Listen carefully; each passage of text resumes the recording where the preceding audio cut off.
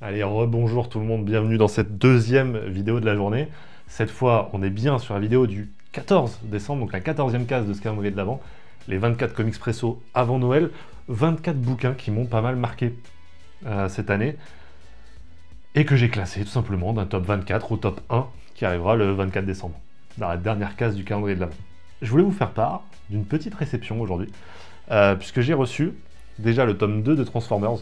Vous savez que j'avais beaucoup aimé Transformers tome 1 de Daniel Warren Johnson.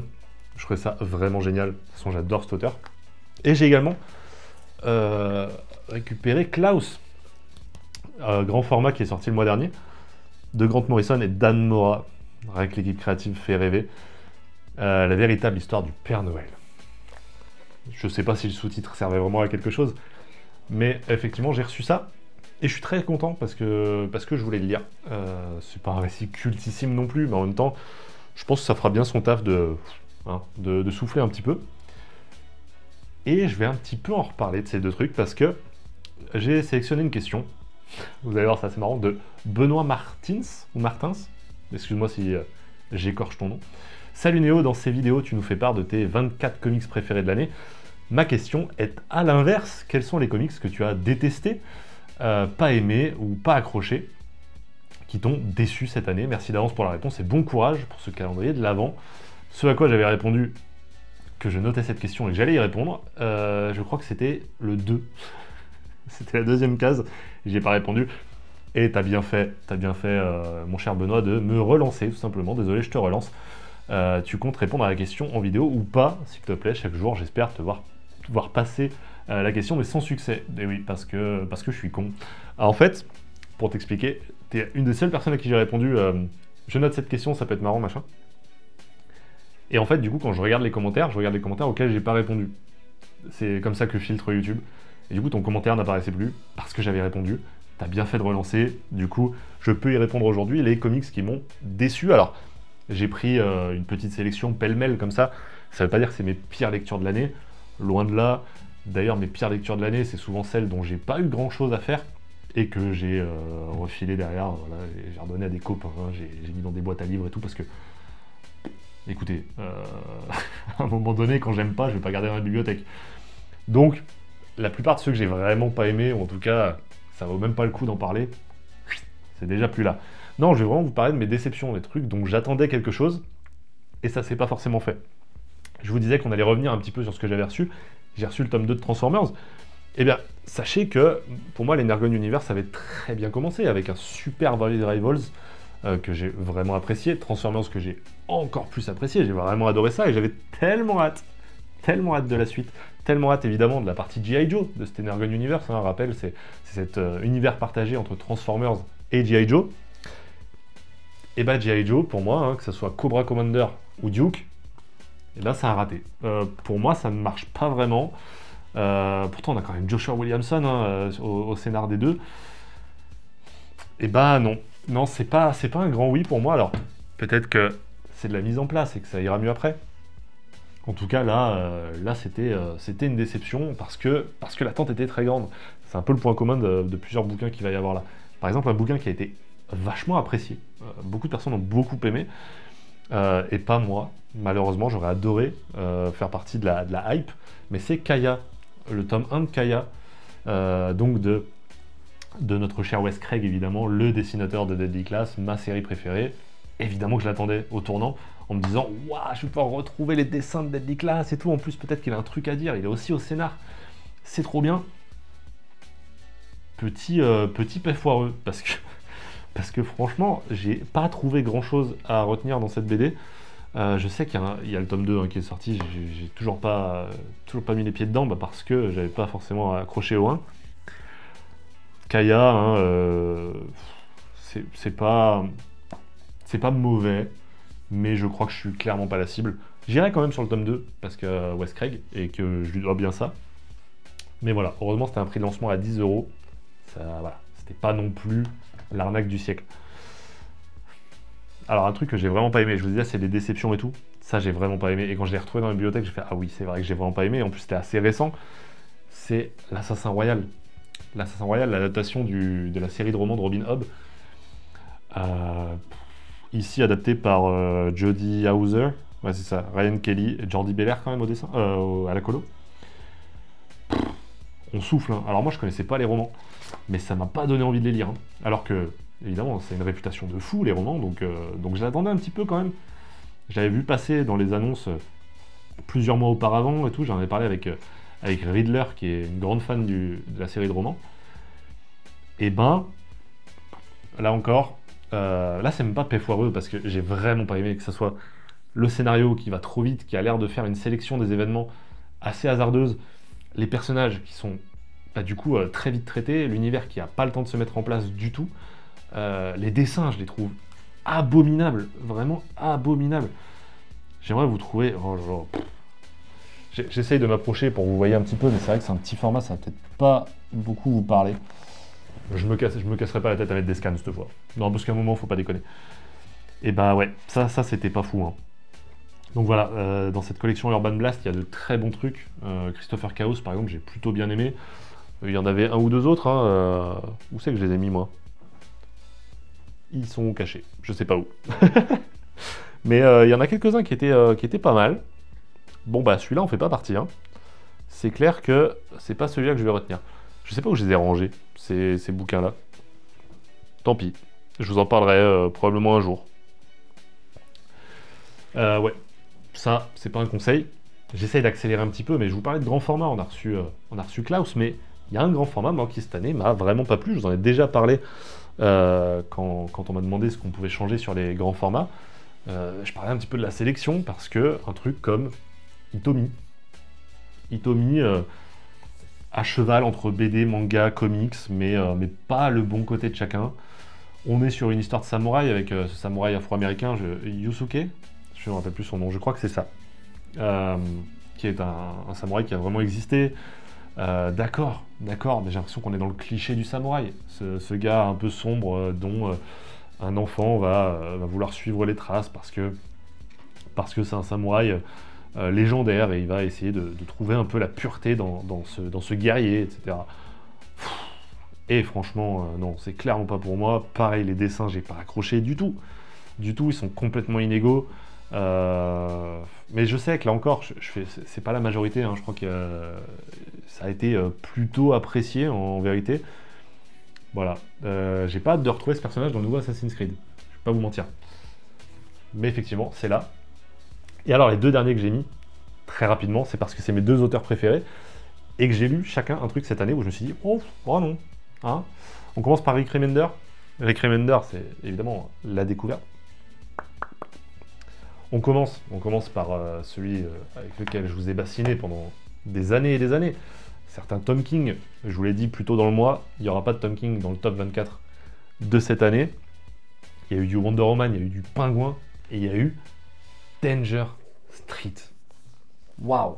Et alors, autant quand Tom King fait du Big Two, vraiment avec les personnages du Big Two, type Batman, Wonder Woman, Pingouin, etc., je connais un peu ses vices là-dedans. Je sais que je vais pas le retrouver à 100%, etc., que ça va du coup me changer un petit peu de ce que j'ai l'habitude de lire de lui. Je l'ai compris, il y a deux Tom King, ok. Danger Street, c'est effectivement du DC, mais on est sur le Black Label qui sait faire. Il sait faire. C'est ce qu'il a fait plusieurs fois, que ce soit évidemment Mr. Miracle. Alors, Mr. Miracle, je sais plus si on le considère comme un Black Label, non. Hein. C'est pas un Black Label, mais tu vois, il y a Strange Adventures, il y a Human Target, il y a Rorschach. Il y a plein de trucs comme ça où il a replongé dans des univers et il a réussi à en extraire un truc vraiment sympa.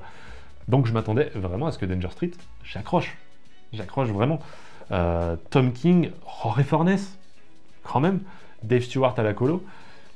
Danger Street, c'est donc l'histoire de méchants de seconde zone, de gentils, pardon, de héros de seconde zone, qui n'ont pas réussi à intégrer la Justice League, parce que c'est des héros un peu moisis. On a Starman, Métamorpho, Warlord, ce genre de personnages-là, ils vont décider d'invoquer Darkseid pour le battre, et pour gagner leur place du coup à la Justice League. Si eux arrivent à battre le plus grand méchant de la Justice League, ils auront forcément leur place au sein de la Justice League.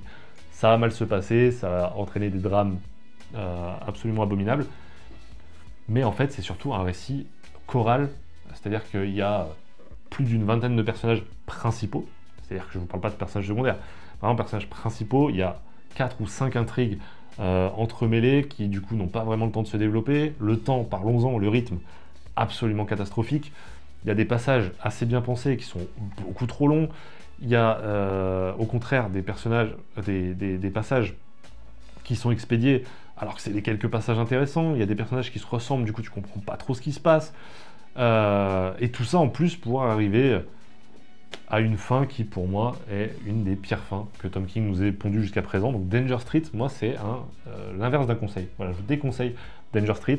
Si vous n'avez pas lu Tom King jusqu'à présent, il y a plein d'excellents récits pour le découvrir. Ça vaut pas le coup. Mais alors, pas le coup du tout. Très déçu de ce Danger Street. Après, il le dit lui-même, hein, c'était un exercice de style.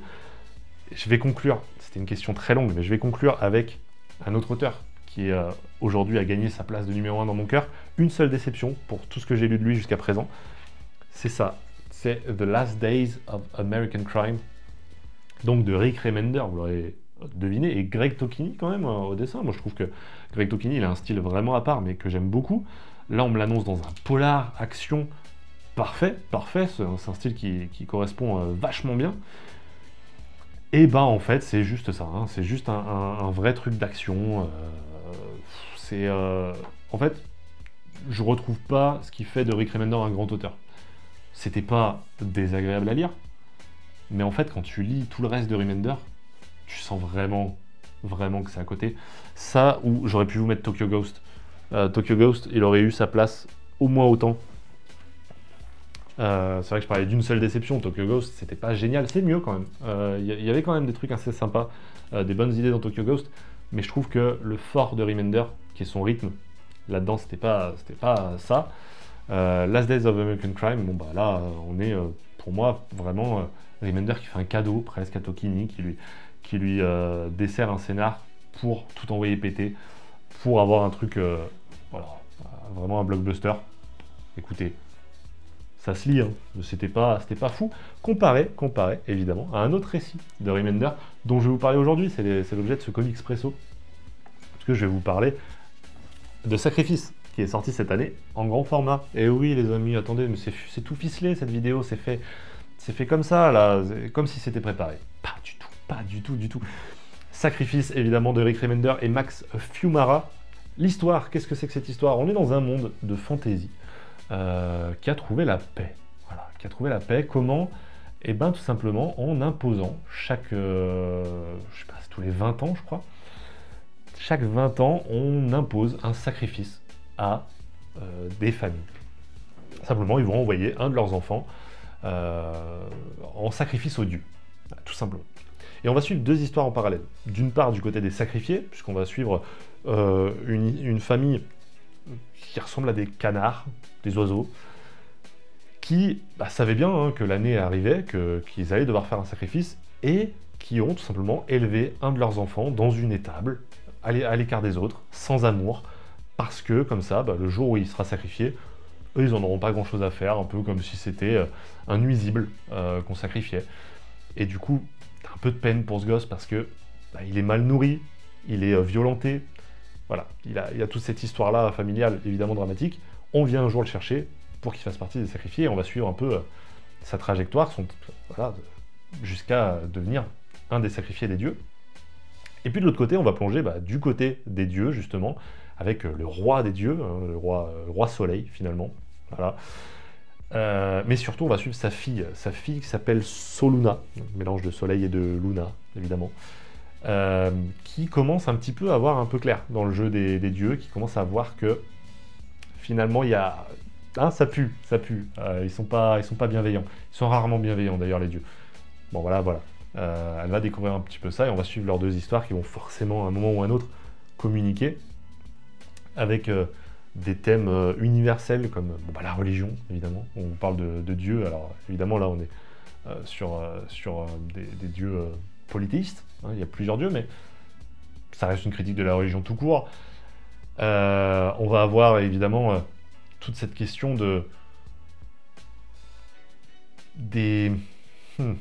j'allais dire des traditions, mais c'est un peu ça. Moi, ça me fait penser à certaines traditions dans certains pays qu'on aimerait bien abolir et on n'y arrive pas parce que juste on a l'impression que ça maintient une sorte de sentiment d'appartenance ou une sorte de sentiment de communauté. Voilà. Il y a plein de thèmes très très cool là-dedans. Et on va pouvoir parler du point fort de Remender. Enfin, voilà, parce que là je le critiquais pendant 2 bouquins, mais le point fort de Remender, je vous l'ai dit, c'est le rythme. Remender, pour moi, c'est le génie du rythme. Vraiment, là-dessus, il est imbattable. Je vous souhaite de trouver un auteur qui arrive à vraiment battre le rythme à la même vitesse que vous. C'est vraiment en diapason avec vous.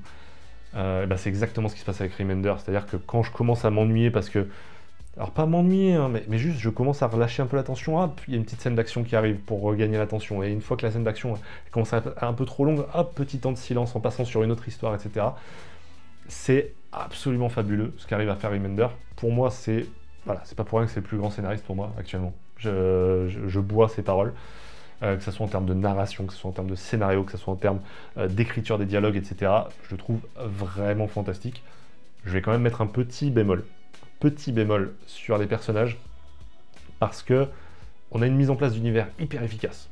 Hyper efficace. C'est quelque chose qu'il avait déjà réussi à faire sur Seven to Eternity, par exemple, où tu sentais que c'était un univers de fantasy, mais qu'il fallait mettre les bases, les lois, et comment fonctionne cet univers très rapidement en place. Il le fait. Il excelle là-dedans.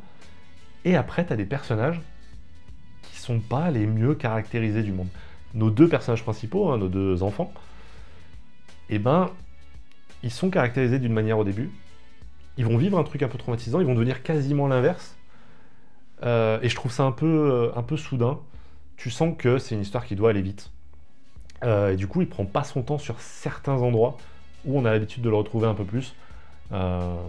Donc, voilà, ça c'est le petit côté que j'aimerais voir s'améliorer dans la suite de Sacrifice, puisque c'est que le début. Mais en vrai, c'est pas scandaleux.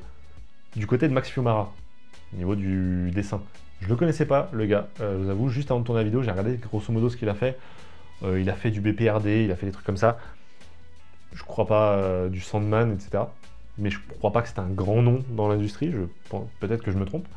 Mais quel plaisir de le retrouver ici. C'est un vrai kiff. Un vrai kiff. Avec les couleurs aussi, parce qu'il faut le dire. Les couleurs qui sont également fantastiques, de Dave McCaig. McCaig? Ok. Dave McCaig. Qui fait les couleurs ici, et franchement, elles ont leur importance. Et Max Fiumara, il fait un travail absolument magnifique. Il comprend l'essence de cet univers-là. Il t'en met plein les yeux avec le chara design, parce que tu as vraiment un monde qui est foisonnant de races, que ce soit la faune, la flore, etc. Il y a vraiment un truc qui a l'air complet, qui a l'air vrai, autant que ça peut l'être, mais en tout cas, voilà, un sentiment de réalisme.